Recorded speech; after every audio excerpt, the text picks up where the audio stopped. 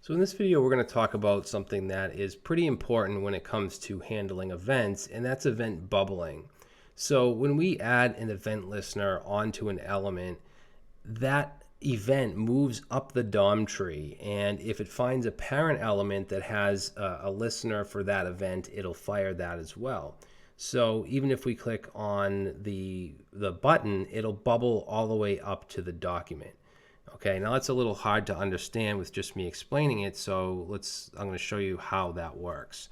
So let's grab this button right here in the form. So we'll say const, and we'll just call this button, and we'll set document dot query selector, and I'll just say form, and then I want to grab the button in the form.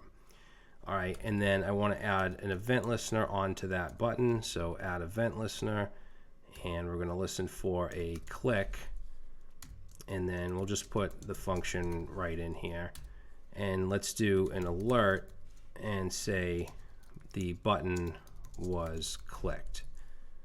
All right, so very simple. If we click that, we get button was clicked.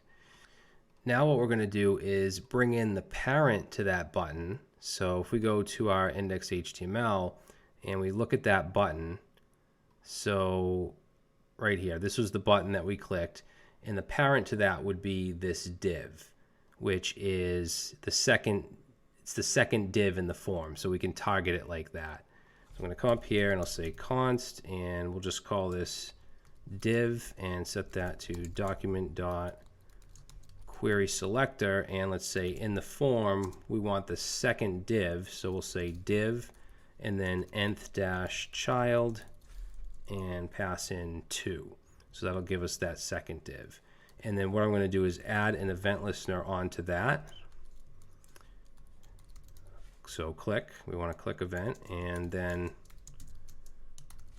let's just do an alert here, and this time we'll say div was clicked. All right, so now what I'm going to do is come over here to just to the right of the button, and I'm going to click that, because that's the parent. It says div was clicked. But now you'll see if I click the button, I get button was clicked. If I click OK, I get div was clicked. So what's happening here is we're firing off this click event here, and then it's bubbling up, and then any of its parents that have a click event listener, it's going to fire that as well. Okay, now to demonstrate this even further, let's bring in the form, because the form is a parent to the div. So let's say form and set that to document dot query selector, and we'll get the form. And then I'm going to do the same thing. I'll just change that to form, and let's say form was clicked. So now if I click on the form, I get form was clicked. If I click on the button, I get button was clicked. It's going to bubble up.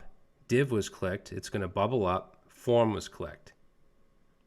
Okay, so we can even go a step further and say document.body and add an event listener onto that and say click, and then we'll say, let's do alert and say body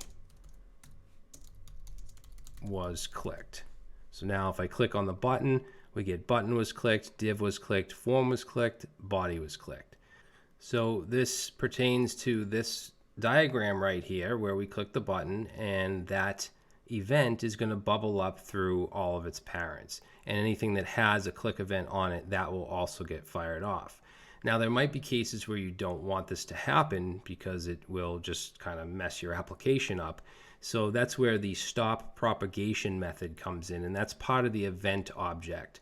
So if we go back up to where we have our button, let's pass in our event object here, and I'm just going to go after the alert and say e.stop_propagation.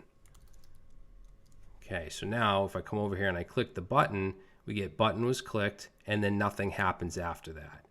Okay, so event bubbling is really not that difficult to understand. I know it does intimidate a lot of people that are getting started with JavaScript, but it's just that it just bubbles up. And if you have another click event on a parent, that's going to fire off unless you stop propagation. Now, you should only call stop propagation if you have a reason for it. For instance, if we actually had a parent and child with that, with the same event listener, don't just call it for the hell of it. And then there's also a method called stop immediate propagation, and this is used if you have multiple handlers on a single event and you want to stop the event for all of them. But yeah, so that's event bubbling. Now in the next video, I want to talk about something called event delegation.